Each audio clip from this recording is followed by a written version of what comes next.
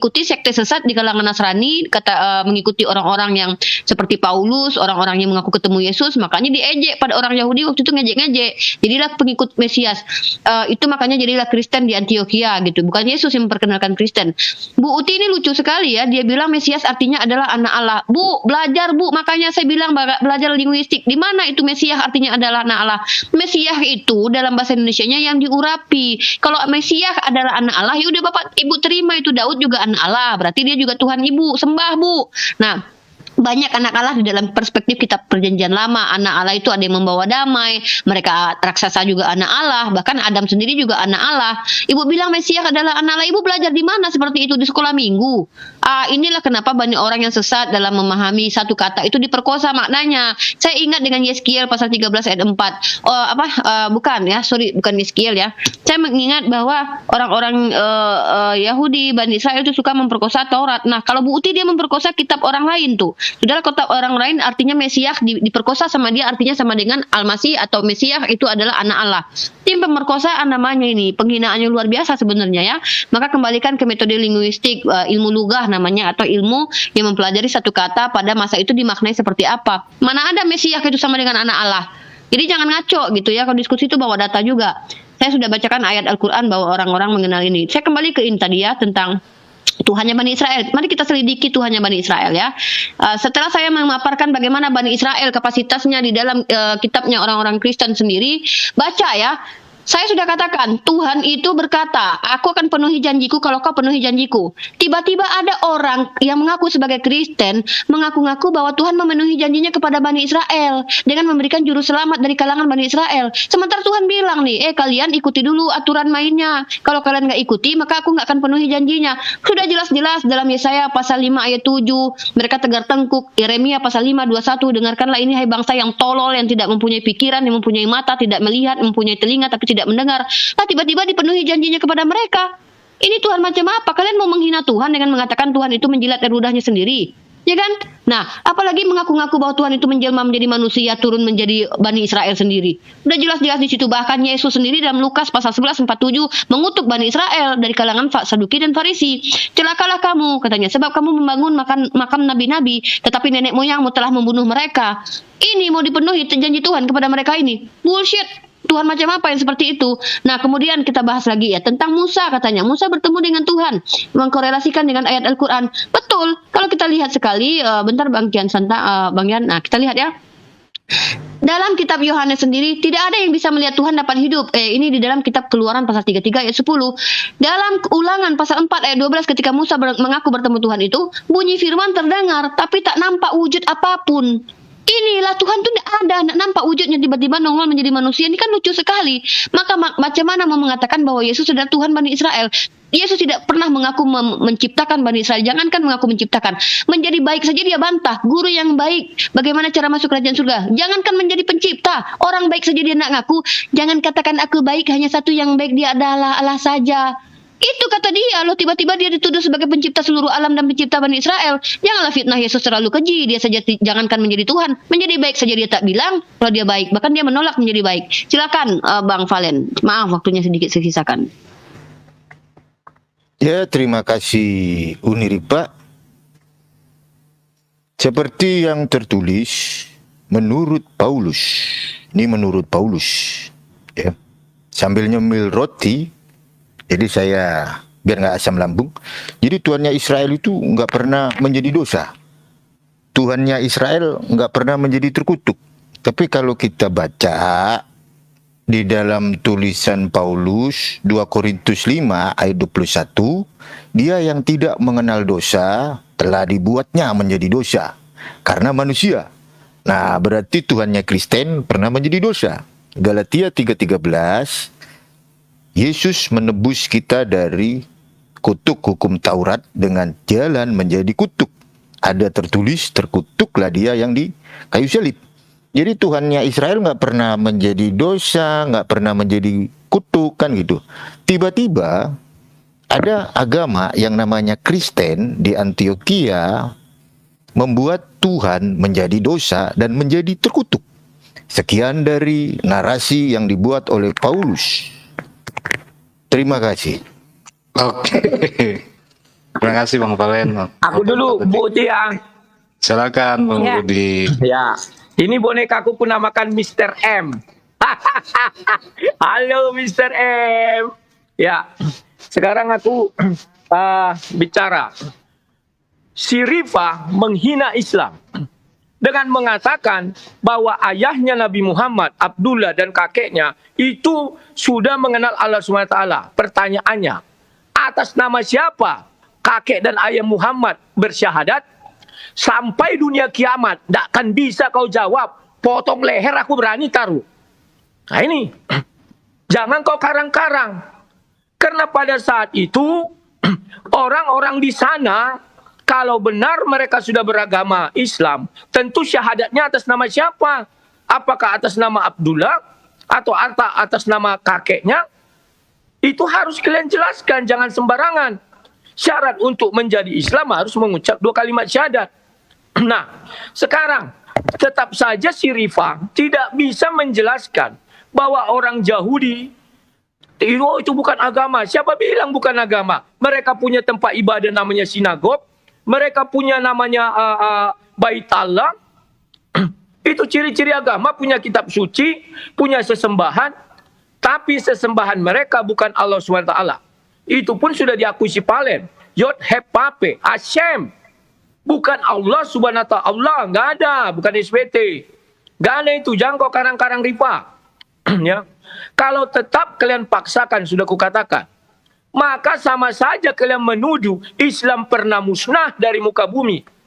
Karena agama sebelumnya Yahudi, setelah itu Nasrani diberi kitab Injil. Kan begitu. Setelah itu musnah, tidak ada lagi terdengar. Tiba-tiba tahun 610, Muhammad bertemu dengan malaikat. Muhammad tahu itu malaikat. Tapi dia nggak tahu itu adalah Tuhan. Faktanya apa? Baca Sahih Bukhari 3. Biar kalian paham. Andai kata orang tuanya sudah mengenal Allah SWT, pasti Nabi Muhammad juga mengenal Allah SWT. Sama seperti nabi-nabi yang lain. Contoh Musa. Apakah Musa pernah bertemu dengan Allah sebelumnya? Nggak pernah. Tapi begitu suruh dia ke gunung Tur Sinai itu, atau kalian gunung apa? Nggak tahu, Horeb. Kalau kami, gunung Sinai. Dia datang dan berkata di hadapan di sebuah lembah, ada pohon, ada semak berapi. Dia mengatakan, ya Tuhan, dia jawab itu. Surah 28 ayat 30 sampai 33. Makanya aku bilang baca itu kaitkan dengan hadis Bukhari. Siapa namus di situ? Apakah pohon? Apakah lembah? Apakah api? Kalau kalian bilang malaikat, tidak ada di situ dibuat malaikat bertemu dengan Musa. Nggak ada.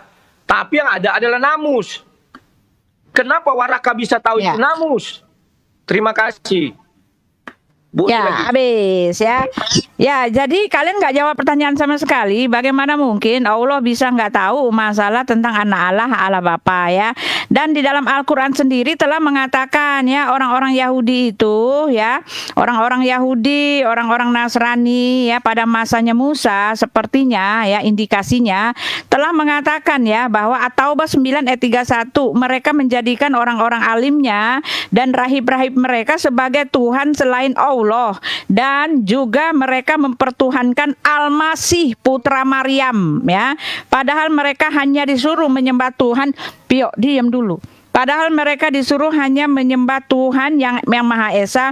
Tidak ada Tuhan selain Dia, Maha Suci Allah. Apa yang mereka persekutukan. Nah itu ya. Jadi Allah sendiri mengatakan bahwa mereka juga mempertuhankan Isa. Sudah menjawab. Jadi kalian nggak usah nanya ke kami. Al-Quran sendiri telah menjawab ya. Konsep tentang anak Allah. Sekali lagi nih ya. QS 9 ayat 30. Orang-orang Yahudi berkata Uzair itu putra Allah. Dan orang Nasrani berkata Al-Masih putra Allah. Demikianlah itulah ucapan mereka dengan mulut mereka. Mereka meniru perkataan orang kafir yang terdahulu dilaknati Allah lah ya.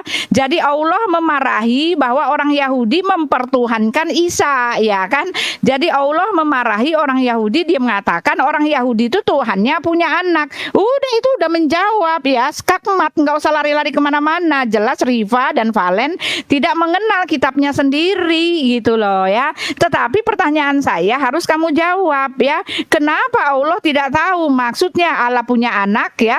Maksudnya Tuhan itu punya apa? Maksud Allah anak, Allah Bapa, kalian nggak bisa jawab. Kenapa salah mengerti begitu gitu ya. Nah, sekarang saya mau jawab Rifa ya. Tuhannya orang Israel telah membuat perjanjian dengan Abraham ya. Yod-Heh-Vav-Heh membuat perjanjian dengan Abraham, perjanjian kekal bahwa di dalam keturunan ya, melewati keturunan Abraham lah ya lahir anak perjanjian itu. Dan walaupun ya mereka melanggar perjanjian itu, tetapi kalau kamu membaca kitab Nevi'im itu, nabi-nabi setelah itu memohon pengampunan untuk kesalahan orang Israel yang telah melanggar janjinya. Oleh sebab itu dibuat lagi perjanjian yang baru ya. Oleh sebab itu pelaksanaan atau rencana Elohim tetap berlaku. Lewat keturunan bangsa Israel itu lahirlah penebus dan juru selamat, dan tidak ada keselamatan di luar bangsa itu, apalagi dari Arab. Ini adalah ketentuan, ini adalah perjanjian yang kekal yang sudah ditetapkan untuk Abraham ya. Lalu kamu mengatakan Mesias itu artinya yang diurapi. Oh, itu zaman dulu ya. Habis Bahkan waktunya, Yesus Bu ya. Siti. Oke, silakan untuk Bu Rifa untuk menjawab, dan Bang Valen, tafadhol. Ya. Saya mau meluruskan logika cacat dari Bang Rudi ya. Saya tadi tuh menangkis tuduhan Bang Rudi yang menuduh bahwa Nabi Muhammad itu tidak mengenal Allah. Maka saya katakan, jangankan Nabi Muhammad, orang Arab itu mengenal Allah. Makanya namanya ayahnya beliau Abdullah. Kakek beliau berdoa kepada Allah. Bang Rudi pahami bahasa Indonesia. Bahasa Indonesia saja Bang Rudi nggak paham. Gimana bahasa Ibrani dan bahasa Yunani kan? Apalagi bahasa perumpamaan yang Yesus bacakan, yang tidak diperuntukkan untuk orang lain gitu. Bahaya Bang Rudi ini. Kalau hidup di zaman Yesus, Bang Rudi termasuk yang tidak akan mengerti apa yang disampaikan Yesus. Bahasa Indonesia aja nggak paham. Saya bilang bahwa orang Arab bukan Yahudi. Saya bilang orang Arab, kan orang Arab tidak semua Yahudi, Bang Rudi. Kok malah bilang Yahudi mengenal Allah? Siapa bilang kami ini mengikuti orang Yahudi? Justru saya sudah bacakan tadi tentang orang Yahudi yang dilaknati oleh Tuhan kalian sendiri di dalam kitab kalian sendiri, bahwa mereka adalah orang-orang tegar tengkuk, menyembah kepada Baal, Molok, dan banyak sekali kutukan-kutukan terhadap orang Yahudi. Kalau kalian mungkin mengikuti Yahudi ya silahkan. Kami ini mengikuti nabi-nabi Bani Israel. Nah, fakta-faktanya nabi Bani Israel itu tidak pernah mengajarkan konsep Trinitas, Tuhan Allah Bapa, Roh Kudus, dan Anak, itu tidak pernah. Nah, bahkan saya sampaikan satu ayat ya. Ini sangat satu ayat yang sangat tegas di dalam kitab Maleakhi pasal kedua ayat 10 ayat sampai 16. Bukankah kita sekalian mempunyai satu Bapa? Bukankah satu Allah menciptakan kita? Tidak ada di situ Trinitas Allah Bapa, Putra, Roh Kudus menciptakan kita. Tidak ada. Satu Allah. Tidak ada tiga Allah, tiga dalam satu itu tidak ada.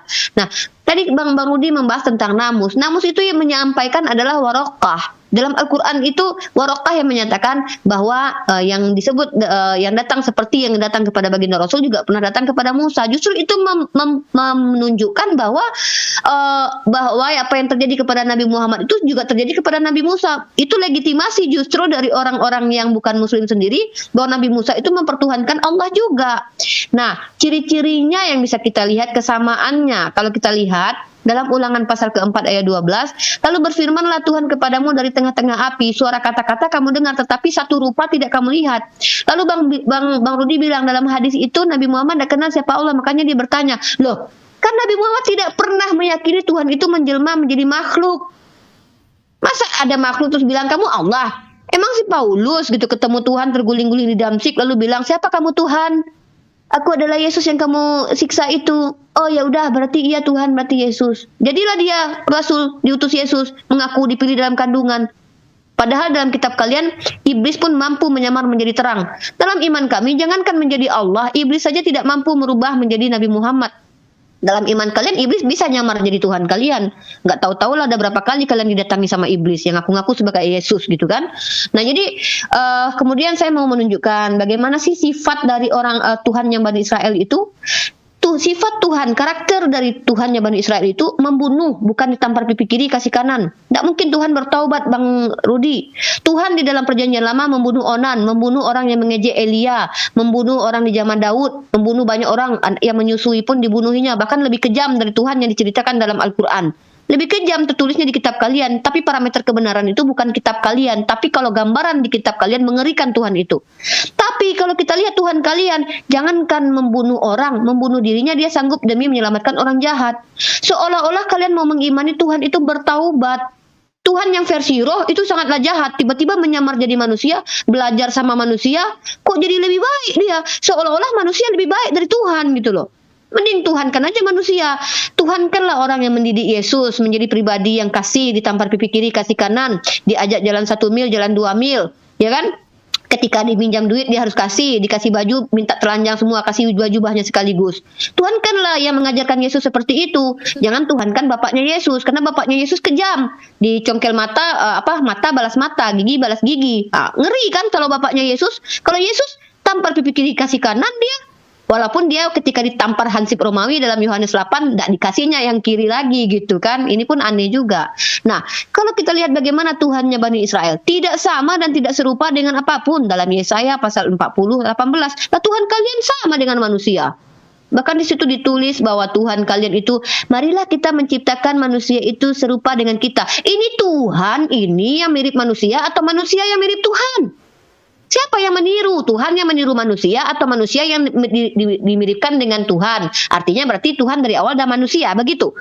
Itu pun harus kalian jawab itu. Nah, mungkin silakan dilanjut Bang Valen ya. Jadi tidak mungkin Tuhan bertaubat ya Bang Rudi ya. Masa waktu jadi roh dia jahat, waktu jadi manusia dia santun. Lanjut Bang Valen.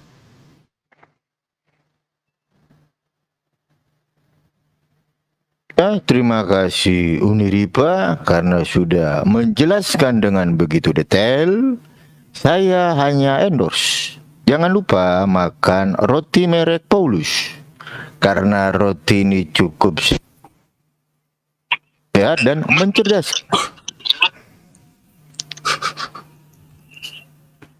Ya, saya dulu Pak.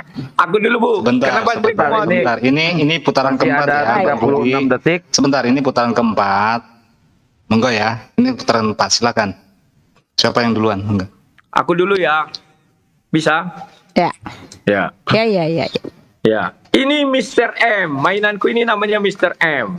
Mr. M hanya bisa dikalahkan oleh Batman. Aku juga iklan ya. Ya. Terima kasih Rifa. Kau semakin mempertegas bahwa kau adalah bohong. Kau mengatakan bahwa ayahnya Nabi Muhammad sudah mengenal Allah SWT. Atas nama siapa dia bersyahadat? Ku bilang. Mana bisa orang mengenal beriman kepada Nabi Allah SWT tanpa mengucap 2 kalimat syahadat? Belum pernah saya dengar itu. 1 kalimat syahadat pun batal, nggak bisa. Harus 2. Apakah ayahnya bersyahadat atas nama Nabi Isa? Karena itu Nabi terakhir sebelum datang Nabi Muhammad. Atau dia adalah Nabi sehingga dia mengenal Allah SWT dan berdoa kepada Allah SWT. Ingat, Al-Quran turun tahun 610. Bukan sebelum atau kelahiran Nabi Muhammad 570 atau 500 di bawah 570. Jangan salah dan jangan keliru. Kalian tidak bisa mengelak. Sahih Bukhari 3 jelas-jelas mengatakan, Sahih Bukhari 3, baca dengan menyebut nama Tuhanmu. Nabi Muhammad bingung siapa Tuhannya. Bahkan dia mengetahui itu malaikat mencekekku. Sudah. Tetapi nggak tahu siapa yang menyuruh, maka dia ketakutan. Tidak ada nabi-nabi, begitu datang Tuhan atau malaikat Tuhan, dia ketakutan. Gak ada. Dia tahu dan dia percaya kalau dia bisa menyebutkan itu malaikat, maka dia tahu itu utusan Tuhan. Nah, kemudian Ripa membuat blunder lagi. Dia bangga Tuhannya jahat. Maka dia bilang sama kami, sembahlah yang itu. Ya, kau sembah juga lah penjahat. Kan itu batasannya. Karena kau bilang, wah ngapain kalian sembah aja orang baik gini. Ya, kalian sembahlah penjahat. Karena kesenanganmu Tuhanmu adalah jahat. Loh, Tuhan yang kami disembah orang Israel itu adalah Tuhan yang maha baik. Ketika Adam jatuh ke dalam dosa, dia tidak langsung dibunuh. Tidak. Itu artinya baik. Kemudian ketika terjadi orang mulai penyembahan berharap, betul. Tuhan memerintahkan karena itu kondisinya peperangan. Dia melindungi umatnya. Setelah Yesus datang, Yesus kembali kepada kasih mula-mula. Jadi tidak ada yang salah. Ya Ripa? Nah, sekarang mengenai Musa. Musa kamu bilang tidak bisa melihat Tuhan. Memang nggak bisa. Makanya saya bilang, yang mana namus di situ? Apakah semak berduri? Apakah lembah? Apakah pohon? Sehingga objek itu, tolong dibuka surah 28 ayat 30. Makanya aku bilang lebih enak kalau StreamYard. Kita buka ayatnya, kutunjukkan yang mana namus.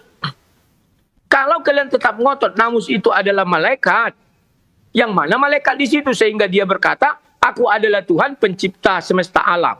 Bisa nggak malaikat mengaku dia pencipta alam? Silakan Ya. Putri. Good. Ya, mantap Pak Rudi. Ya, jadi udah jelas ya, saya nggak ada yang berani ya menyentuh saya, menjawab saya, atau memberikan klarifikasi mengenai ayat yang telah ditulis ya, karena sesuai judul. Siapa yang disembah oleh orang-orang di dalam perjanjian lama ya, Al-Quran telah menyatakan dengan sangat lantang bahwa ya, orang-orang Yahudi yang dikenal oleh Allah, karena Allah hanya mengenal ya 4 kitab Taurat ya, di dalam Ketuvim, Neviim, tentang Neviim Allah tidak mengenal ya. Yesaya, Yeremia, Yehezkiel itu tidak pernah tersentuh sama sekali oleh Allah. Oleh sebab itu yang dimaksud di sini jelas ya, dia mengatakan begitu. Sekali lagi saya mau kasih tahu ya, mereka menjadikan orang-orang alim, orang-orang Yahudi dan rahib-rahibnya sebagai Tuhan selain Allah, dan juga Al-Masih putra Maryam. Ya sudah, itu jawabannya ya, nggak usah nanya-nanya kami lagi ya. Jadi ini dia, kalau kamu menyangkal bahwa orang-orang Yahudi pada zaman dulu, pada masa muda, pada masa eranya Nabi Musa ya, di dalam versi Islam adalah menyembah Isa putra Maryam ya. Oleh sebab itu Allah melaknati orang-orang itu ya, yang mengatakan ya bahwa Tuhannya punya anak. Ya itu saja jawabannya ya. Jadi jangan kemana-mana bro ya.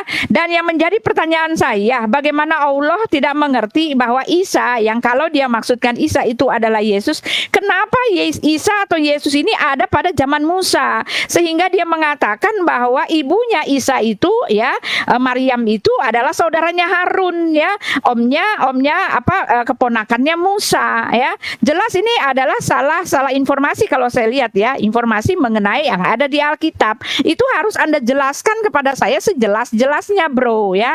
Adapun salah informasi kamu lagi mengenai Mesias anak Allah itu memang sudah ada ya. Pada zaman Yesus, Mesias itu yang diurapi itu artinya anak Allah. Kamu baca itu dalam Matius 16 ayat 16, Yohanes 11 ayat 27. Bahkan Yesus itu dia disalibkan karena mengaku Mesias yang anak Allah. Baca itu di dalam Matius 26. Yesus itu disalibkan kenapa? Karena ngaku anak Allah. Karena anak Allah itu adalah Mesias. Karena Mesias buat paradigma orang Yahudi pada masa Yesus itu adalah dia yang datang dari sorga, yang keluar dari Allah, yang berasal daripada Allah itu sendiri, yang menyamakan dirinya dengan Allah. Itu konteksnya bro ya.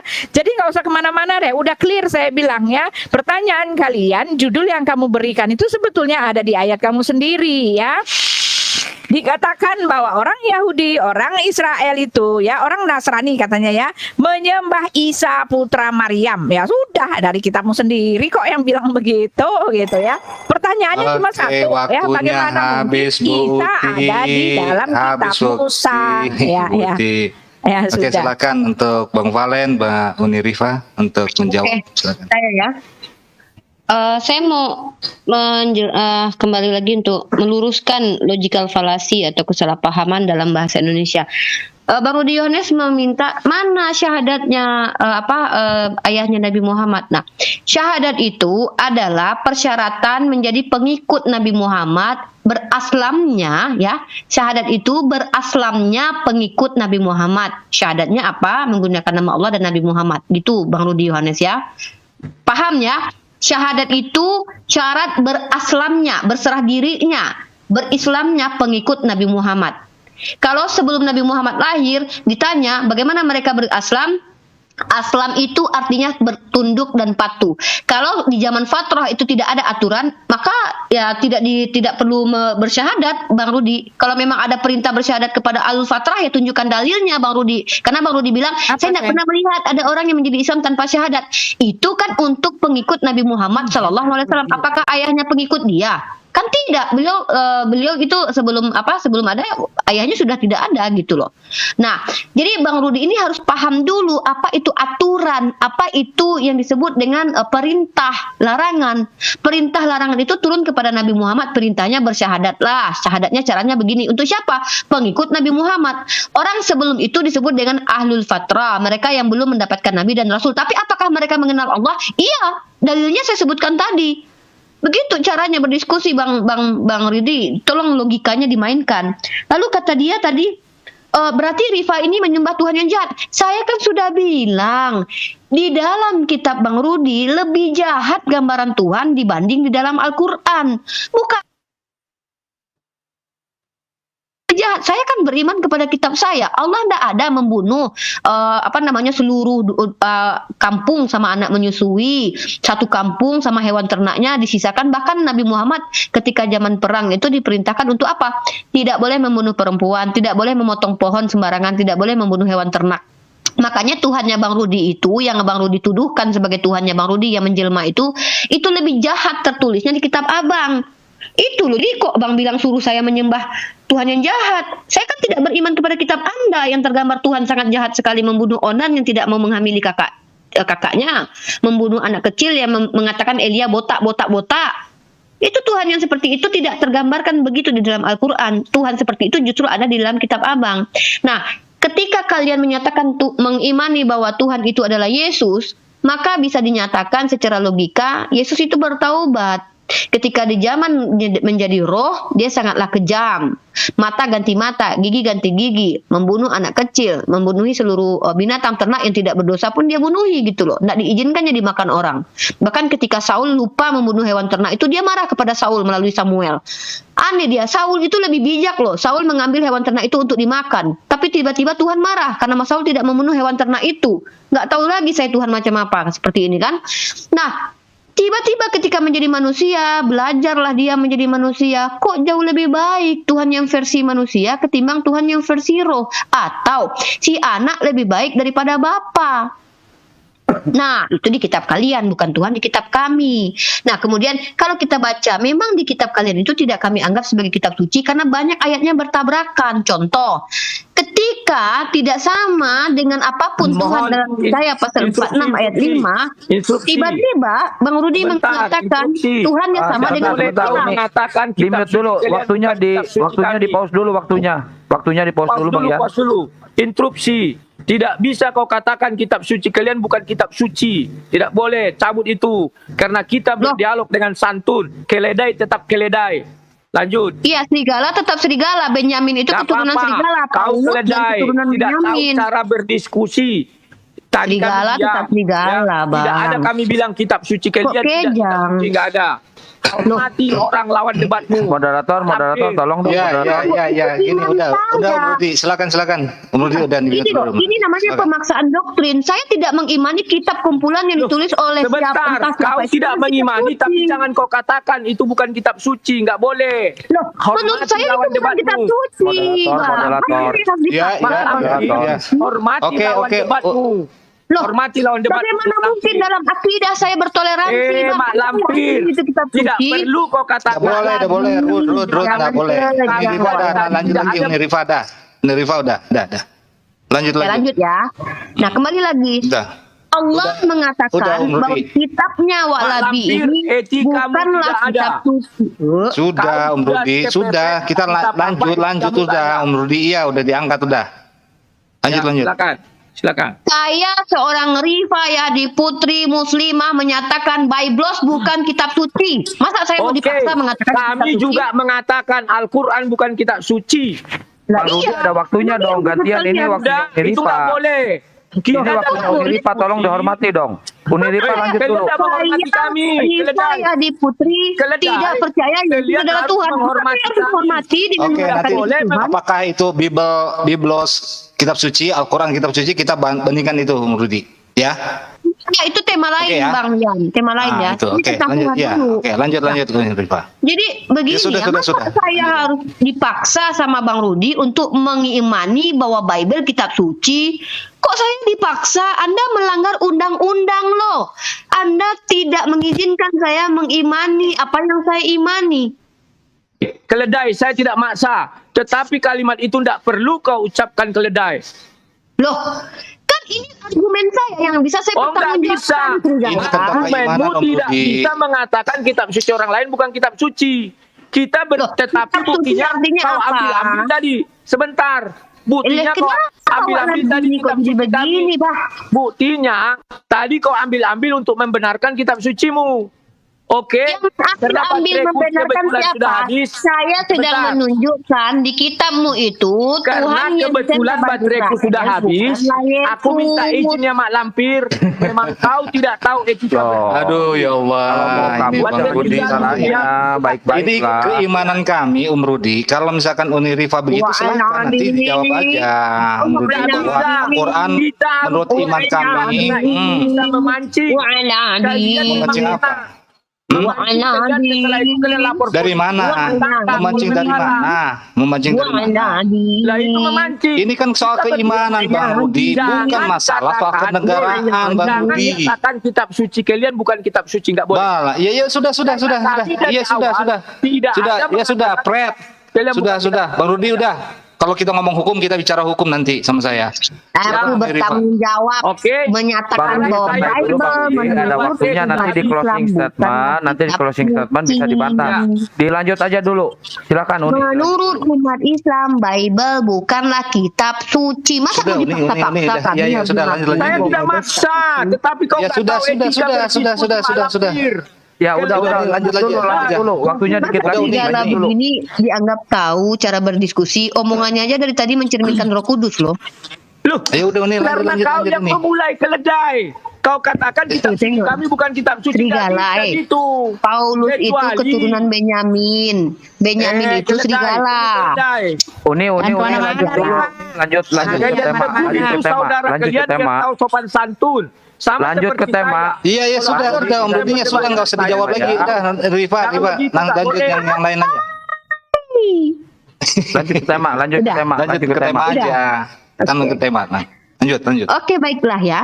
Di dalam kitab yang dianggap suci oleh orang Kristen, tertulis bunyinya begini. Bunyi firman tidak terdengar, tapi tak nampak wujud apapun. Dia bertanya, mana itu namus? Tanyalah sama Warokoh. Karena yang memperkenalkan namus adalah Warokoh. Emangnya Warokoh itu pemegang Al-Quran. Nah, kemudian kami itu tidak mengikuti Warokoh. Yang kami ikuti adalah baginda Rasulullah Muhammad SAW. Hai serigala keturunan Benyamin, pengikut Paulus. Nah, kemudian di dalam kitabnya orang Kristen yang diklaim sebagai kitab suci menurut mereka, tapi bagiku sebagai Muslim itu bukan kitab suci. Tuhan membalas sesuai perbuatannya di dalam kitab Mazmur pasal ke-62 13. Tapi mengapa orang Kristen meyakini Tuhan itu membalaskan kejahatan terhadap orang baik, bukan kepada penjahat, tapi kejahatan ditimpakan kepada orang baik, bukan malah seperti yang dikenalkan oleh Mazmur pasal 62 13. Nah, ini adalah bukti bahwasannya Tuhannya Bani Israel itu berbeda dengan Tuhannya Bang Rudi Wak Labi ini yang kejang-kejang, karena tidak mungkin Tuhan itu bertaubat. Tuhan yang banyak membunuh di perjanjian lama tiba-tiba menjadi Tuhan penuh kasih. Apakah mungkin Tuhan ketika masih menjadi roh itu kejam, jahat, lalu ketika jadi manusia bertaubat? Masa Tuhan bertaubat? Kan tidak mungkin. Makanya sembahlah Tuhan yang mana?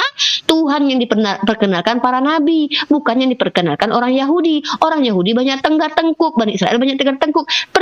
Sembahlah Tuhan yang diperkenalkan oleh para nabinya. Siapa? Musa, Abraham, dan Yesus. Siapa itu? Satu-satunya Allah yang tidak berbentuk, yang tidak menjadi manusia, tidak serupa dengan apapun. Yesaya pasal 40 ayat 18. Dan tidak menampakkan diri karena tidak ada yang sanggup melihat dia dapat hidup. Dalam Keluaran pasal 33 ayat 10. Siapa yang memperkenalkan itu? Nabi Bani Israel. Kami pengikut Nabi Bani Israel, bukan pengikut orang Yahudi. Kalau kamu mengikuti orang Yahudi, silahkan kau sembah Baal dan Molok. Ya, begitu. Terima kasih.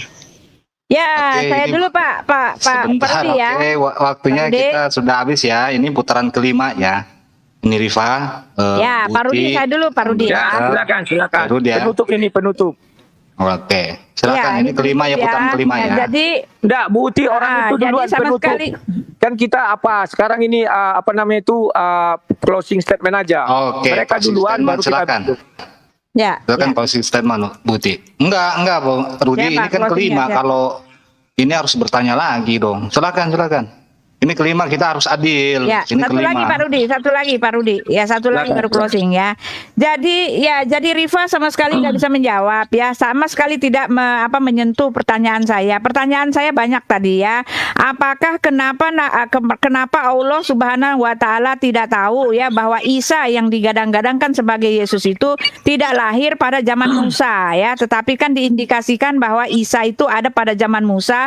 Lalu Allah sendiri mengatakan bahwa orang Yahudi, orang-orang Nasrani yang dia maksud di zaman Musa itu menyembah Isa putra Maryam ya, itu sudah menjawab. Jadi kalian sebetulnya udah nggak bisa ngomong apa-apa lagi ya.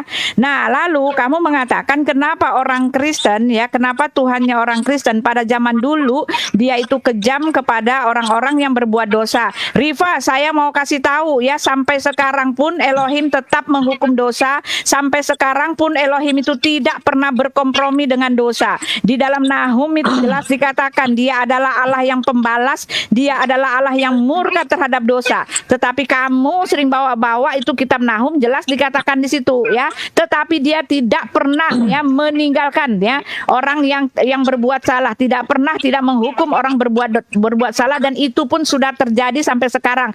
Masih berlangsung sampai sekarang ya. Perlu kamu ketahui.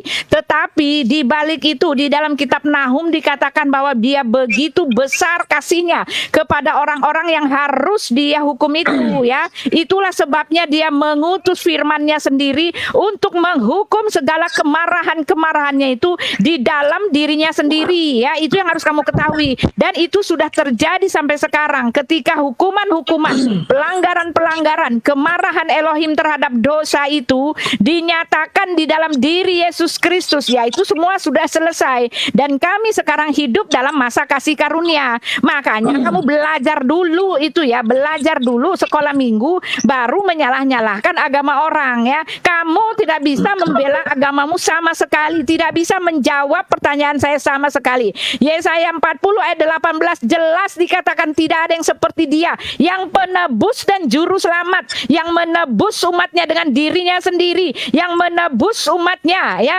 lewat kematiannya di kayu salib itu ya. Dia menghukum dosa karena begitu besar kasih Allah akan dunia ini, sehingga dia mengaruniakan anaknya yang tunggal, supaya barang siapa yang percaya kepadanya tidak binasa melainkan beroleh hidup yang kekal. Hukuman dosa yang harusnya ditimpakan kepadamu ya ditimpakan kepada dirinya itu, karena dia mengasihi kamu orang yang berdosa itu. Nah, ini berbanding terbalik dengan apa yang dilakukan oleh ajaranmu justru masih melakukan ini karena tidak ada kasih karunia. Membunuh itu tidak boleh, asal membunuh itu boleh asal tidak dengan cara licik, membunuh asal ya dengan cara yang benar, membunuh asal ya kisas. Bahkan kamu mengatakan kalau membunuh ya dibalas membunuh ya. Silakan. Rifa, kau tetap membuat blunder. Lah, memang di Qur'anmu tidak ada Allah SWT memusnahkan orang zaman Nabi Nuh. Kejam. Sodom dan Gomora. Seolah-olah Tuhanmu maha pengasih. Kalau begitu kau menghina Tuhanmu. Bukan karena dia menghukum lantas dia tidak maha pengasih. Keliru kau Rifa. Kau menghujat Tuhanmu sendiri. Terus kau bilang setelah Nabi Muhammad datang berperang ada aturan menebang pohon. Berarti Tuhanmu kalah dengan Nabi Muhammad mengenai kasih. Apakah begitu? Kan tidak Rifa. Kemudian kau mengatakan dengan bibirmu yang lantang itu, Alkitab bagi kami bukanlah kitab suci. Memang itu enggak masalah. Tetapi tidak perlu kau ucapkan itu. Karena kita sedang berdiskusi. Bagi kami itu kitab suci, tak perlu kau katakan. Sama dengan kami. Kalau kami katakan Muhammad itu bukan Nabi. Terus kami bilang, menurut Bible, jikalau ada Nabi selanjutnya nama Nabi palsu, apa kau enggak merasa? Kan enggak enak. Jadi tolong dijaga etika. Dari dulu kau etikamu tak ada. Attitude-mu tak ada. Hanya ingin berdiskusi, bukan karena mencari kebenaran, tapi ingin menghujat secara legal. Oke, sekarang aku jelaskan lagi kepadamu mengenai namus. Kami tidak mengikut Warakah. Kalau tanpa Warakah, Muhammad tidak tahu siapa yang dia temui. Nggak tahu. Kalau memang kalian tidak suka sama Warakah, di dalam Sahih Bukhari 3 dikatakan, dia menulis kitab suci Injil.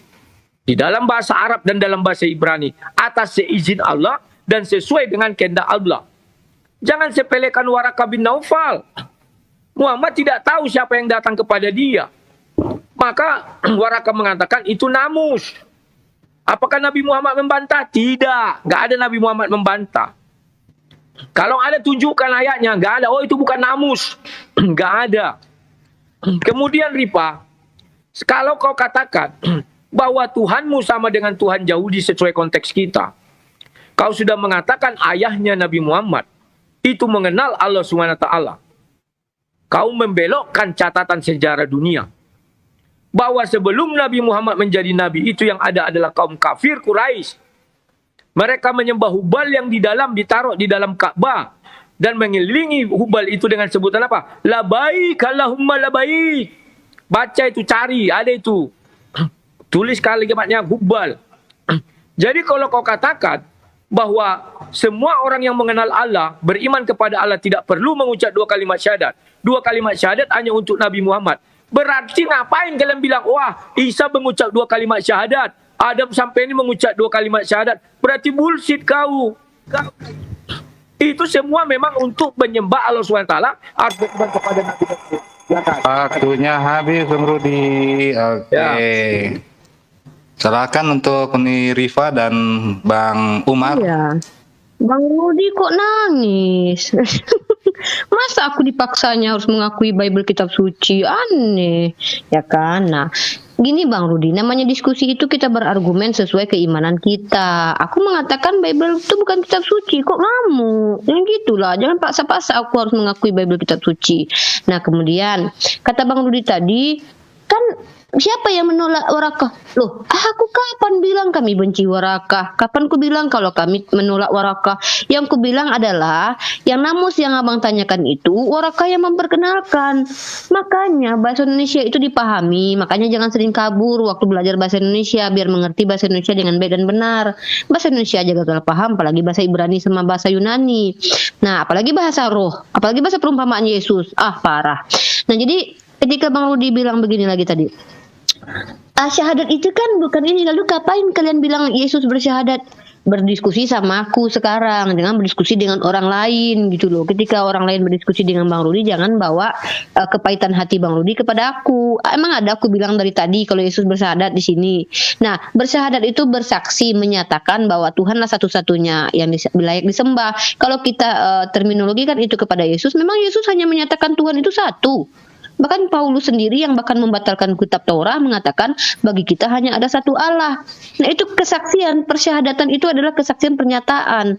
Nah, dan untuk yang tentang syahadat yang menggunakan nama Allah dan Nabi Muhammad itu untuk umatnya Nabi Muhammad. Nah, perkara untuk umatnya Nabi Musa, Nabi Isa ya sesuai dengan aturan yang berlaku pada waktu itulah. Aneh Bang Rudi ini kadang-kadang, masa logikanya tidak masuk di situ. Nah, lalu dia bilang, kau telah menghujat Tuhanmu katanya. Apalagi katanya, mana ada aku menghujat Tuhan? Yang ku bilang tadi, yang terlihat jelek itu, yang terlihat keji itu Tuhan di kitabmu. Bukan Tuhan di kitabku. Tuhan di kitabku. Oh, berarti kau tidak percaya yang membunuh.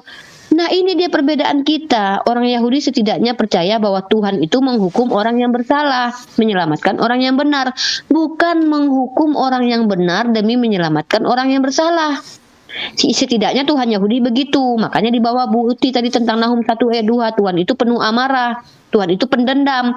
Tuhannya Tante Uti pendendam, lalu tidak melepaskan orang jahat dari hukumannya. Tapi apa yang dilakukan Yesus? Yesus itu tidak menghukum orang jahat, tapi menghukum dirinya sendiri untuk orang jahat. Itu apa namanya itu? Yang jahat Bang Rudi, yang dihukum Yesus. Itu apa namanya itu? Nah, jadi kalau Tuhannya Bani Israel, misalkannya orang di zaman Nuh yang berdosa, ya dibunuhlah orang yang jahat itu. Ya sama, Allah juga begitu. Tapi di kitab kalian lebih mengerikan tertulisnya. Dikatakan bahwa Tuhan itu bahkan membunuhi anak kecil yang meneriaki Elia, botak, botak, botak.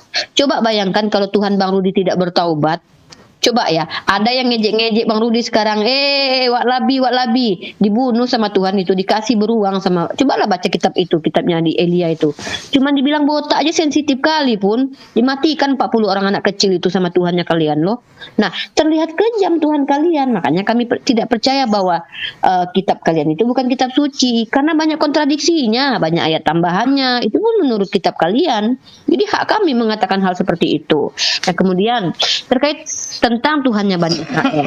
Setidaknya Tuhan Bani Israel itu tidak melepaskan orang jahat dari hukuman. Tapi apa yang dilakukan oleh Tuhannya kalian, Yesus, melepaskan Paulus dari hukuman. Membunuh Stefanus tidak dihukum Paulus. Tidak dihukum Paulus, bahkan dia diangkat menjadi rasul, padahal dia sudah membunuh Stefanus. Kasihan Stefanus loh, udah dibunuhi dia, pembunuhnya malah masuk surga.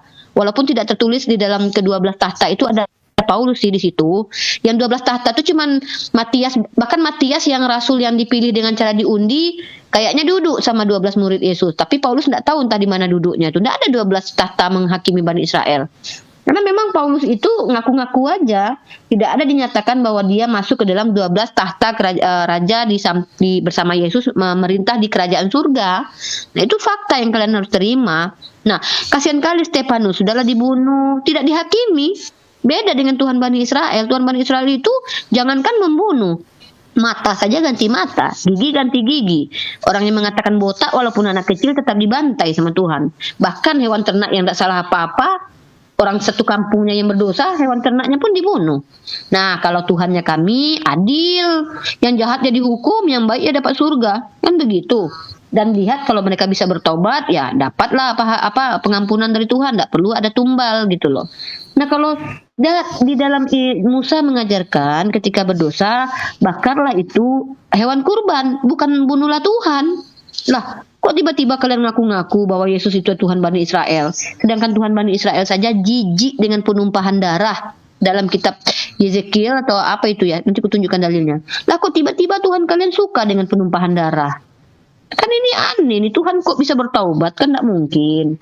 Tuhan itu dia punya pribadi dan kepribadian. Kalau saya pribadi saya ganda, saya harus ke psikiater. Itu loh. Jadi tidak ada yang menolak warokah. Cuman kan namus itu yang memperkenalkan warokah. Lah kok kami harus bertanggung jawab mencari namus di dalam kitab Al-Quran? Kan lucu. Sementara warokah itu bukan pembawa Al-Quran. Kok ketika namus itu dijelaskan oleh warokah, kok kami yang harus mencari namus dalam Al-Quran? Aneh itu Bang Udin. Lucu sekali. Habis. Oke, terima kasih Bu Rifa. Sebentar. Ini kita closing statement. Closing statement 5 menit. Sebentar. 5 menit. Kebanyakan kali closing statement 5 menit, 10 menit. Ya kan, Ya, nggak apa-apa, Bang Yan. Rangkumin yang diomongin Oke, tadi. jadi gini. Panjang. Oke, rangkum ya. Tapi yang pasti kita berdialog dengan closing statementnya dengan benar ya. Oke, silakan. Kita 10 menit kita ini dulu. Ya, Pak. Sebentar. Ya, Pak Rudi 5 Aku dulu Bu menit, ya, 5 menit, karena ya. baterai Ya. Abu Uti. Ya, silakan. Baterai sudah mau habis. Sebentar ya, 10 menit Ya, ya. silakan. Nanti dulu. Oke, lanjut. 10 menit ya. Silakan, Bang Rudi. Silakan Pak Rudi. Lah, di jeda ini Bang Rudi. Wah, lepas dia di jeda. Bentar, tunggu, dia ada telepon Yes. kayaknya. Iya. Ya, Iwan Pila semuanya terima kasih banyak ya udah selalu stay di channelnya Dosen Debat ya, channel kebanggaan Muslim. Jangan lupa tab-tabnya ya, jangan berhenti ya Ihwah. Kepental Bang Rudi. Atau kalau gitu Bu Uti dulu silakan. Oke. Ya, Terima gitu kasih ya. ya. Silakan, Kesimpulannya tadi Pak Rudi udah masuk nggak Pak Rudinya? Lepas ya. Katanya tadi baterainya ada mau habis dia bilang kan tadi. Ya, Ya, jadi silakan, ini Bu kalau Uti. menurut saya ya, kedengaran nggak suara saya? Kedengaran ya? Lanjut. Ya, jadi menurut saya ini dagelan banget gitu ya. Rifa lah yang menentukan ya judulnya itu apa. Lalu saya sudah jawab, sama sekali dia tidak mau ya kan menjawab saya. Padahal saya menanti-nanti karena saya bertanya-tanya, aku bertanya-tanya gitu kan. Ya, siapa yang disembah oleh orang-orang Yahudi pada zaman dulu di dalam kitab Perjanjian Lama gitu ya kan. Bahkan Al-Quran sudah memberikan jawaban itu jelas telak-telak kepada kamu, atau Obat 31 itu baca deh ya kan, bahwa mereka mempertuhankan Isa Al-Masih gitu kan, Isa putra Maryam. Nah, yang menjadi pertanyaan saya, bagaimana mungkin kalian mengatakan bahwa Isa itu adalah Yesus, tetapi Tetapi ya kan oknum dari Isa ini ternyata dia itu hadir di masa perjanjian lama. Ya, banyak sekali yang saya boleh yang boleh saya katakan ya, bahwa ternyata Allah tidak mengerti ya konsep tentang anak Allah, dia tidak mengerti ya kan. Bahkan dikatakan bahwa Isa itu ada di perjanjian lama. Sedangkan kan fakta sejarah yang dikonfirmasikan langsung oleh Allah bahwa sejarah itu ya yang mengikuti para nabi dan rasul itu di Taha 120 Allah mengatakan itu adalah kebenaran. Tetapi kebenarannya ketika ditarik, dijadikan diperhadapkan, kita baca kepada bukunya yang asli, ternyata kelihatan sekali bahwa ini kalau menurut saya, tadi kan Rifa mengatakan bahwa Alkitab itu bukanlah kitab suci. Tapi kalau saya, ini menurut pandangan saya tidak mewakili orang-orang ya. Saya juga mengatakan, bagaimana mungkin ini dikatakan wahyu Tuhan, sedangkan untuk ya menceritakan sejarah yang asli saja tidak betul sama sekali gitu loh ya. Tetapi intinya adalah dari ucapan dari dialog kita tadi, pertanyaan Rifa di mana pertanyaan Rifa, apakah orang Yahudi itu menyembah Yesus? Nah, udah dijawab sendiri di dalam Al-Qur'an. Bahkan Allah melaknati orang-orang yang menyebut Tuhannya itu punya anak, ya Yahudi itu punya anak. Nah, masalahnya ketika dia juga melaknati dengan dalil yang salah juga, karena pemahamannya bahwa Allah punya anak, Allah Bapa itu tidak seperti yang ada di dalam Alkitab. Tidak seperti yang Allah pikirkan bahwa punya anak itu adalah dalam hal lahiriah daging ya. Jadi ini pelik sekali masalahnya di dalam Al-Qur'an kalau saya lihat ya. Ketika dia mengklaim bahwa dialah Tuhannya yang ada di dalam kitab perjanjian lama, tetapi menceritakan apa yang dia alami, apa yang dia lakukan terhadap orang-orang Yahudi pun dia nggak mampu gitu loh, nggak bisa gitu loh. Karena sama sekali, oleh sebab itu kami mengatakan bahwa Isa itu bukanlah Yesus, Elohim Bapa itu bukanlah Allah Subhanahu wa Ta'ala ya. Jadi satu lagi saya ya, ini masih ada 2 menit ya, 1 menit ya. Kamu mengatakan apakah mungkin Tuhan bertobat? Ya, di dalam Nahum itu dikatakan Allah itu pembalas, tetapi dia adalah Allah yang mengasihi. Ya, kalau kamu masih aja bertanya seperti ini, sepertinya kamu harus minum vitamin otak.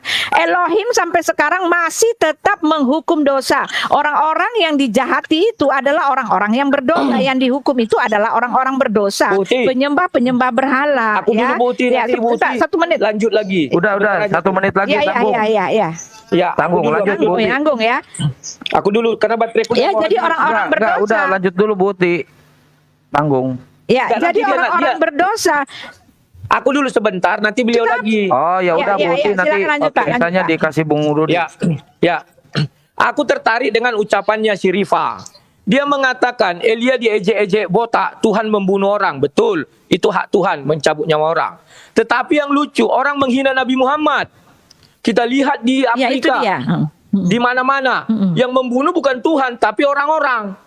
Kan lawak. Mana lebih mengerikan. Nah, kemudian si Rifa mengatakan, Tuhannya seolah-olah tidak ada menghukumi orang. Ada sadis juga. Saya sudah mencari literasi Islam. Dan sudah saya tanyakan kepada banyak orang Islam. Siapa yang mencabut nyawa manusia? Tuhan. Lah, iblis kerjanya apa? Nggak ada. Hanya menyesatkan orang. Artinya iblis lebih baik dari Tuhan. Semua orang dimatikannya tanpa pandang bulu. Anak kecil mati pun itu Tuhan yang mencabut nyawanya. Kan itu yang kalian pahami. Anak dalam rahim pun Tuhan yang membunuhnya. Kalau mengenai itu kan hak Tuhan. Suka-suka Tuhan dong. Masa lebih baik iblis lebih punya kasih? Saya belum temukan hukuman kepada iblis dia mencabut nyawa manusia, nggak ada. Kecuali menyesatkan orang. Artinya Tuhanlah membunuh semua orang. Termasuk misalnya neneknya Rifa sudah meninggal. Yang mengambil nyawanya itu Tuhan. Sama dengan ibu saya yang mengambil nyawanya Tuhan. Sama dengan anak kecil yang dalam rahim yang mengambil nyawanya Tuhan. Sadis kan? Mana lebih sadis? Memang menurutmu Tuhanmu konsisten. Dari dulu sampai sekarang sadis terus. Apa begitu? Iya. Sekarang aku katakan kepadamu lagi. Kau bilang, ya kamu tidak bisa memaksa iman saya bahwa saya mengatakan Alkitab itu bukan firman Tuhan. Saya nggak pernah maksa. Tetapi attitude kau dalam berdiskusi nggak ada. Itu sama dengan kau memancing orang untuk emosi. Setelah emosi, orang akan mengikuti alur ceritamu, maka kalian siapkan laporan ke polisi. Kalian kan jelek. suka lapor-lapor. Kecuali kalian seperti orang Kristen yang siap sedia tidak Kok melapor. curhat? Hadapi. Diam. Kok curhat kalian? Keledai, tunggulah. Ya. Kok curhat dia? Biarkan aja Uni, biarkan aja Uni nanti aja. Silakan Rod. Kau nanti punya waktu, aku hanya punya waktu sebentar, bateraiku udah mau habis. Ya, ini kucas sambil kucas ini. Kemudian Rifa bilang apa? Wow, itu mengucap kalimat syahadat tahu bahasa Indonesia. Bro, untuk beriman kepada Allah SWT itu harus mengucap 2 kalimat syahadat. Tidak ada yang bisa ditawar itu. Nggak ada tawaran itu, Rifa.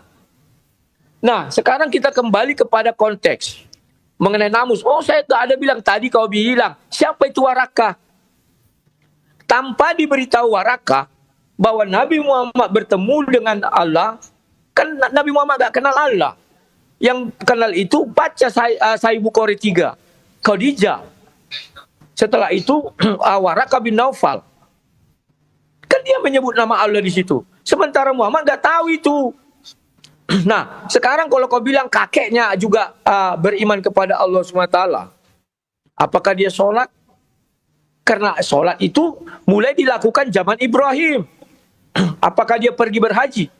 Sementara Mekah itu sudah dikuasai orang kafir Quraisy yang di situ ada berhala. Apakah dia mengucap kalimat syahadat atas nama siapa? Jadi orang Yahudi, sesuai yang dikata si Palen, saya setuju. Orang Yahudi tidak mengenal Allah SWT, tapi mengenal Yod-Heh-Pape dan Hashem, Elohim Adonai. Terima kasih. Kalau ada kata-kata yang salah mohon dimaafkan. Silakan Bu Uti lanjutkan karena baterai saya akan habis. Terima kasih. Ya, Sampai mantap jumpa. Pak Rudi. Terima kasih. Ya, mantap Pak Rudi ya.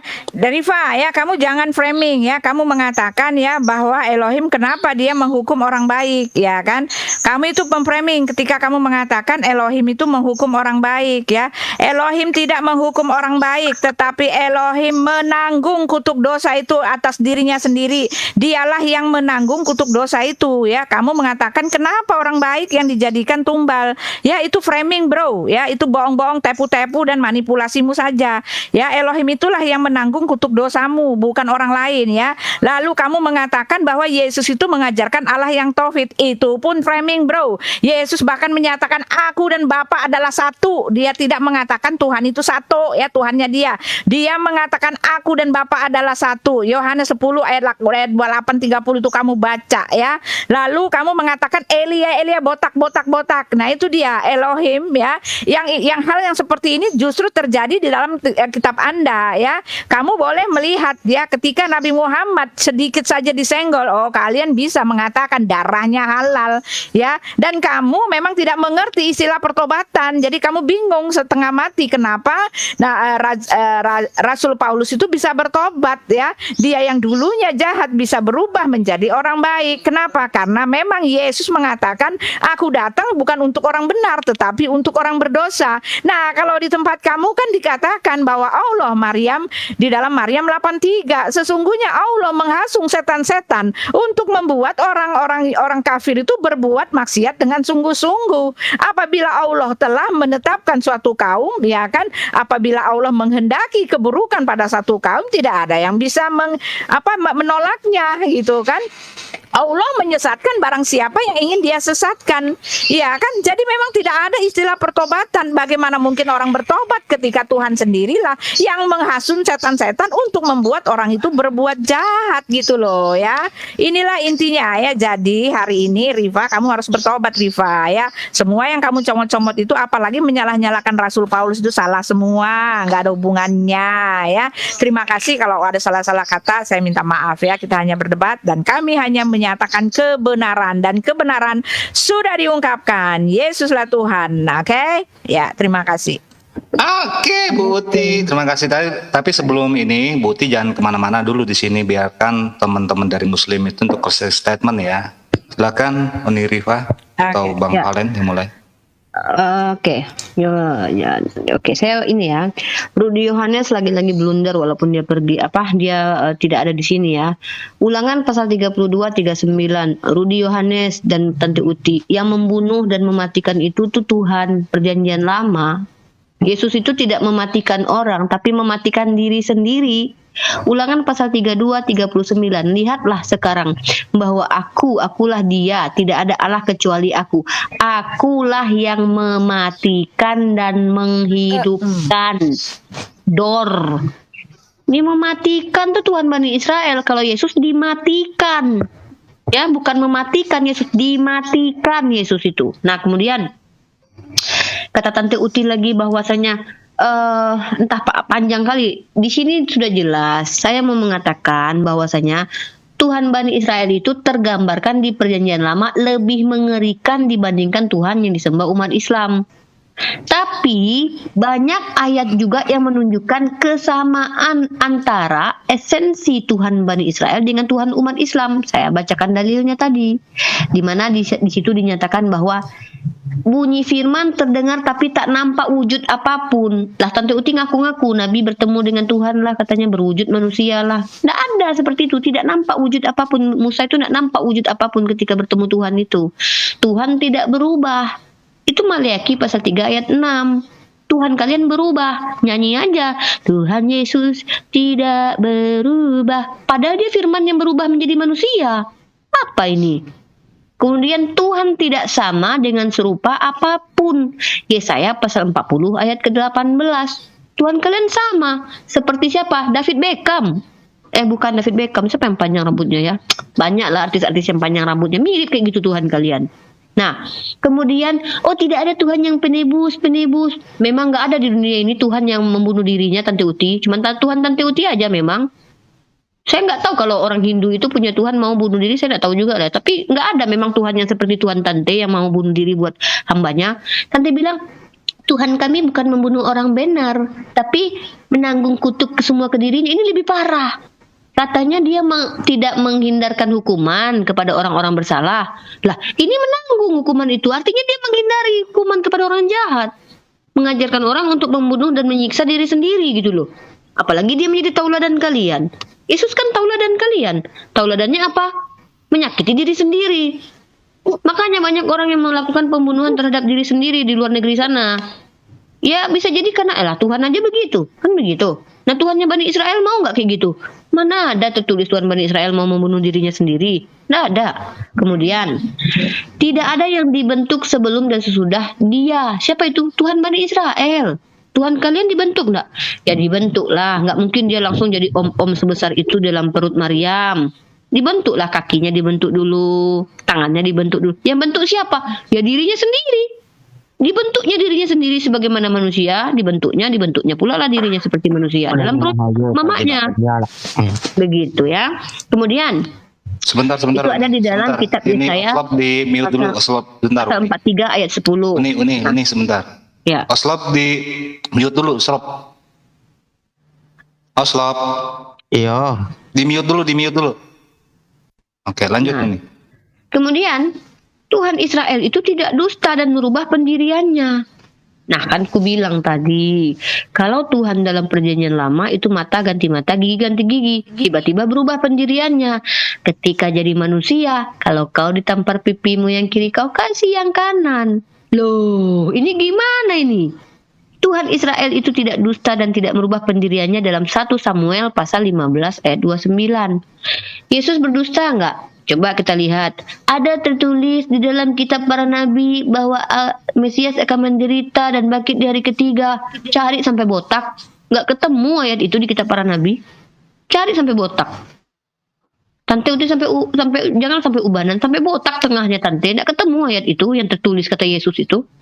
Nah, dan Tuhannya Bani Israel tidak melanggar perjanjianku katanya dalam Mazmur pasal 89 ayat 34.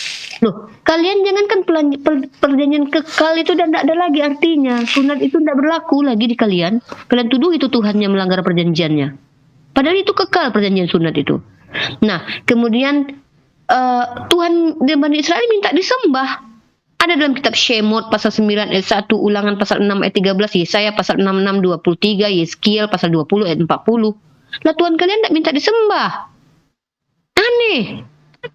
Ketika dia hadir ke bumi memperkenalkan dirinya sebagai Tuhan seharusnya kok malah tidak minta disembah, tapi kok malah nyembah dia kalian. Kok Tuhan kayak basa-basi gitu, tidak minta disembah tapi kalian sembah. Kalau tidak disembah dia marah. Tapi dia tidak minta disembah. Apa ini? Kan? Lucu. Kemudian, Tuhan itu ada di langit. Pak, di Mazmur pasal 76 ayat 9. Janganlah kalian memanggil siapapun Bapa di bumi ini. Hanya satu Bapamu, yaitu dia yang di surga. Nah, kalian panggil Bapak Paulus, kalian panggil Yesus sebagai Bapa juga. Kadang bingung aku, siapa yang betul ini? Penulis kitab kalian atau kalian? Nah, kemudian Tuhan itu adil. Adil itu apa? Membunuh orang yang bersalah, menyelamatkan orang yang benar. Bukan sebaliknya, membunuh seorang anak manusia yang lahir di rahim ibunya, yang disayang oleh ibunya, pasti disayang ibunya. Bukan dibunuh, dijadikan berdosa Tuhan itu. Tapi orang yang salah yang harus dibunuh. Dia enggak, yang salahnya diselamatkan. Paulus, kan Paulus tobat loh. Yesus sendiri bilang kok. Bagaimana mungkin pohon yang buruk menghasilkan buah yang baik? Bagaimana mungkin akar yang baik menghasilkan buah yang buruk? Bagaimana mungkin? Yesus saja mengatakan tidak mungkin. Loh, kok kalian bilang Paulus bisa bertobat lalu menjadi pengikut Yesus? Kan aneh. Padahal kata Yesus ketika dia masih hidup, orang Farisi datang mau bertobat sama dia. Apa kata dia? Wahai ular beludak dan kaum munafik, bagaimana mungkin kalian menghindari diri kalian dari neraka? Sebentar, ini Rifa turun siapa? Gak apa-apa, biarin aja. Rifa. Jadi kayak mana bisa mungkin itu Tukeran dong sama Bang Umar, kasihan tuh sorry, Bang aku Umar. jadi lupa kalau aku tuh tandem sama Bang Umar ya. Aku bukan sama Uti ya. Lanjutlah Bang Umar. Oke, lanjut Bang Umar. Iya. Apa yang dinarasikan Ibu Uti, kok Ibu Uti sama Uti Watimena itu udah benar ya. Jadi saya menyimak dan akhirnya saya mengerti dan akhirnya saya mualaf kan gitu. Karena Ibu Uniripa dulunya itu lawan debat saya. Jadi saya bertobat gara-gara Uniripa ini ceritanya kan gitu. Jadi Tuhannya Israel kalau menurut Dukcapil, nah Dukcapil ini dinas Pilatus ya. Dukcapil ada Dukcadi, ada wilayah Yahudi, ada wilayah Pilatus. Menurut surat kabar Israel, Tuhannya Israel itu nggak pernah jadi manusia. Menurut surat kabar Yunani, Tuhannya jadi manusia. Nah, dari tadi nggak ada yang nyamakan Tuhannya Israel sama Tuhannya umat Islam. Nggak ada ya. Jadi Uniripa tadi membuat satu perbandingan antara Tuhannya Israel dengan Tuhannya Oten kan gitu. Tuhannya Oten itu pernah tidur di perahu, ya kan? Kadang saya juga heran ya. Kenapa sih kok Tuhan itu tidur di perahu kan gitu? Belum lagi nanti ada Tuhan yang ngerusak pohon, kayak gitu tuh. Gimana Bang Umar nggak jadi mualaf coba? Ada Tuhan tidur di perahu, ada Tuhan ngerusak pohon. Terus ada yang bilang lagi Tuhan pinjam keledai nggak dibalikin. Waduh, ini kacau lah udah. Yang itu. Ya mungkin Pak Kian Santang bisa mendapatkan. Silakan Uni, mungkin mau nambah lagi Uni. Uni Rifa. Ya, jadi silakan. kalau kita Uni dari tanyakan, BIR, Badan Intelijen Romawi, silakan. jadi kalau kita telusuri ke Dukcapil, silsilah Paulus itu tidak ditemukan. Nah, padahal dia mengaku warga Roma yang dibeli. Nah, bertemu Yahudi ngaku Yahudi, bertemu Yunani ngaku Yunani. Besok-besok bertemu saya mungkin ngaku satu kampung lagi sama saya gitu kan. Karena gini, dia itu kan aslinya kan bukan orang Yunani. Sikok Dia bagi kan dua. keturunan dari ya Sikok bagi dua. Jadi dia itu keturunan dari Benyamin yang sudah dikutuk sebagai serigala yang menerkam makanannya, korbannya. Di dalam kitab Kejadian ada. Tapi kalau kita cari dan telusuri di Dukcapilnya Romawi, Yunani atau Yahudi, tidak ditemukan silsilah Paulus ini gitu. Nah, kalau kita pergi ke surat kabar Yunani seperti Bang Valen katakan tadi, kalau kita tanya siapakah Yesus gitu. Ah, mungkin kalau kita tanya lagi sama mereka tidak kenal sama Tuhan. Kenapa? Karena Yesus memang tidak mengajarkan apa-apa kepada mereka. Coba lihat dalam kitabnya kitabnya Matius. Bahwa ketika Yesus berbicara dalam bahasa perumpamaan, kata Yesus apa? Kepadamu diceritakan tentang kejayaan surga, tapi kepada mereka tidak. Lah kok tiba-tiba jadi seluruh alam Yesus itu? Padahal ketika hidup dia tidak untuk seluruh alam. Dia ibarat kata kalau saya bilang tuh Tuhan lokal, cuman di Israel aja. Begitu. Jadi tiba-tiba jadi internasional gara-gara Paulus mengatakan bahwa aku dipilih menjadi rasul untuk orang yang tidak bersunat. Lah, kemudian seperti Yakobus dan Petrus menjadi rasul untuk orang yang bersunat, kata Paulus. Tapi bukankah kata kitab penulis Matius mengatakan Yesus pernah berkata kepada muridnya termasuk Yakobus dan Petrus, kabarkanlah Injil ke seluruh makhluk. Keberatan yang mulia, keberatan yang Ya, mulia. baik, ya silakan. Tapi ini fakta yang tidak bisa dibantah ya, bahwa memang Keberatan yang Paulus mulia. mengaku untuk yang tidak bersunat, sementara Yakobus katanya untuk yang bersunat. Tapi Yesus pernah berkata pada Ya, Yakobus dan Petrus, waktunya Oke, sudah waktunya habis. habis. Ini, ya, terima kasih banyak Uniripa, Bang Yan, Bang Palen. Sama-sama. Kebetulan dari perwakilan BIR, Badan Intelijen Romawi udah pada kabur. Ini ada gantinya dua ya, Bang Yesus itu ajaib sama Bang Oslop. Apakah mau menyambung tentang diskusi yang tadi Bang Yesus dan Bang Oslop? Silakan dibuka mute-nya. Silakan Bang Oslop dibuka mute-nya. Bang Yesus ajaib.